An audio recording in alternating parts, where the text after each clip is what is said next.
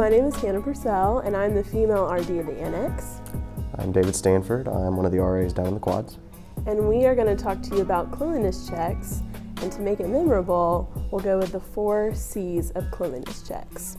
So the first C is care, and it really comes down to kind of having the why behind why you're doing cleanliness checks. Because I mean, if you don't have that why, if you just go in and you think of this thing that you do just to be a mommy or a daddy to your students, you'll get really burnt out even doing something by yourself, and it would start to become very monotonous and boring. And so it really comes down to showing your students the gospel even when you're doing cleanliness checks, even when they're not on the dorm. I know for myself, it's actually very cool to go into a room, see everything, and then leave them a note saying, great job with your cleanliness, you're doing a great job. And even I very rarely leave a note without having something written down that says, hey, just make this better, it's not terrible, just try and do better next time. Leaving a warning and making it clear that it's not a fine.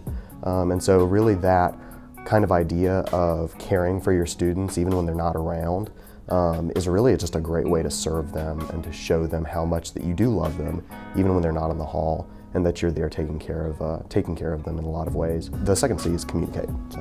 So communication is so important within cleanliness checks. One, you need to communicate to your students. So kind of like David was saying, communicate your expectations, and you'll find that cleanliness checks hopefully will become easier for you and a smoother process.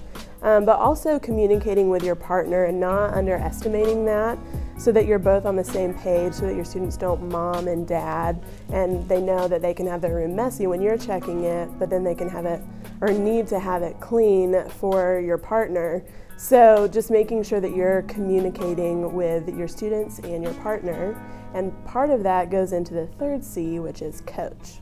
So when you're coaching your students sort of in this process, you're showing them eventually they're going to have to keep spaces clean. I mean, it seems kind of a small thing, but I know you can see later in life, later in your adult life, you're going to have bosses, you're going to have spouses, kids, where it's just important to keep spaces clean, and you're also showing them the importance of stewarding a clean, healthy environment for their family right now, which is their friends on the dorm.